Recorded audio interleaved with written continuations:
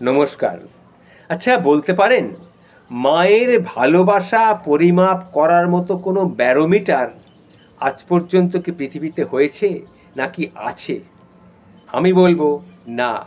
মায়ের ভালোবাসা মাপার মতো ব্যারোমিটার আজ পর্যন্ত পৃথিবীতে তৈরিই হয়নি। কেন এই কথাটি বলছি সেটা একটু মন দিয়ে শুনবেন। কিন্তু শুনুন, এটা কিন্তু খুব মূল্যবান কিছু কথা। মাকড়সার ডিম ফুটে বাচ্চা বের হয়, শত শত খুদে খুদে বাচ্চা।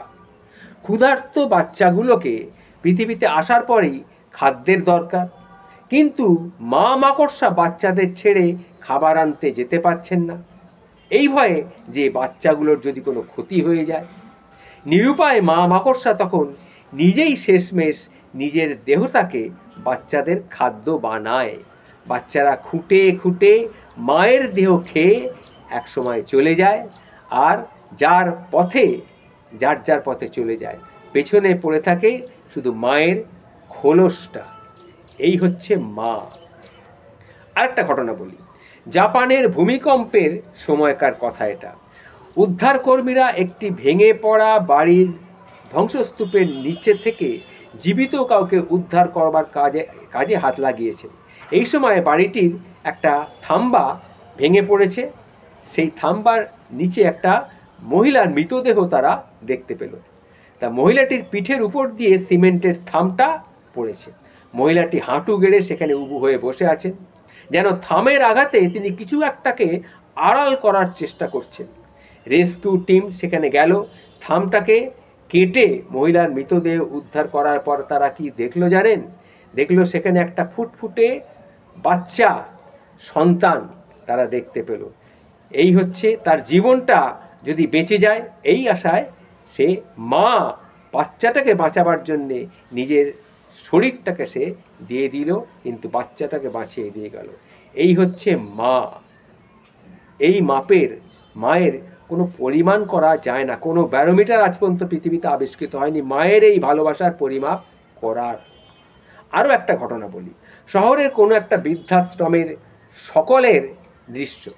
বিদেশ থেকে এক সন্তান তার অসুস্থ বৃদ্ধা মাকে বৃদ্ধাশ্রমে এনে 5,000 টাকা ধরিয়ে দেন বৃদ্ধাশ্রমের কর্মীদের, যে তার মাকে যেন একটা জায়গা দেওয়া হয়। সেদিন রাতে সেই বৃদ্ধার কিন্তু মৃত্যু হলো। বৃদ্ধাশ্রম থেকে বৃদ্ধার ছেলেকে খবর দেওয়া হয় যে তার মা মারা গেছে। তখন ছেলেটা সেই খবর পেয়ে ছুটে এলো। কেন না, মায়ের প্রতি তার কি ভালোবাসার জন্যে? না, বৃদ্ধার ছেলে মায়ের লাশ ঠিকমতো না দেখেই বৃদ্ধাশ্রমের ম্যানেজারকে একটা ঘুষ অফার করলো।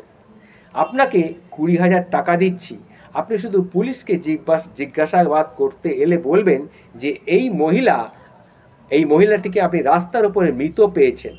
বলবেন না যে আমি ওনাকে কাল এখানে এনে রেখে দিয়ে গেছি। সেদিনের সেই সন্তানের কথা শুনে বৃদ্ধাশ্রমের ম্যানেজার বোবা হয়ে গিয়েছিলেন। মৃত মায়ের লাশের দায়িত্ব নিতে পারে না এমন ছেলেও আছে। ইনি একজন হতভাগ্য মা। আবার আর একটা ঘটনা আপনাদের সামনে বলছি, শুনুন। স্টেশন হৃদয়পুর। এই দমদম থেকে একটুখানি এগিয়ে গেলেই হৃদয়পুর বলে একটা স্টেশন আছে। সেই রেল স্টেশনের শীতের রাতের একটা ঘটনা। সেবার খুব ঠান্ডা পড়েছিল। বৃদ্ধা মা তার ছেলেকে নিয়ে প্ল্যাটফর্মে থাকে। এত দরিদ্র যে শীতে তাদের গায়ে দেবার মতো কিচ্ছু নেই। বৃদ্ধা নিউমোনিয়ায় আক্রান্ত হলেন। প্রতিদিনের মতন ছেলে কাজ ছেড়ে এসে মায়ের গায়ের থেকে কাঁথাটা টেনে নিয়ে তিনি লাগিয়ে দিলেন, দিকে শুয়ে পড়লেন। শীতে ঠক ঠক করে কাঁপতে লাগলো তার মা। সকালে সেই বৃদ্ধাকে মৃত অবস্থায় শীতের সকালে পাওয়া গেল। বৃদ্ধার লাশ যখন পাওয়া গেল, ছেলেটা তখন কাঁথা গায়ে দিয়ে ঘুমোচ্ছিল। এই হলো মা, যে তার নিজের সব কিছু তার সন্তানের জন্য উজাড় করে দিতে পারে। মাঝে মাঝে তাই ভাবি, মা শব্দটার ডেফিনেশনটা ঠিক কি বলতে পারবেন?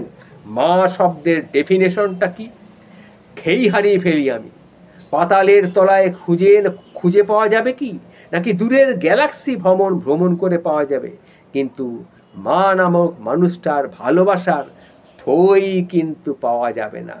তাই আবার বলছি, মায়ের ভালোবাসা পরিমাপ করার মতো ব্যারোমিটার এই পৃথিবীতে আজও কিন্তু আবিষ্কৃত হয়নি। এই হচ্ছে মা।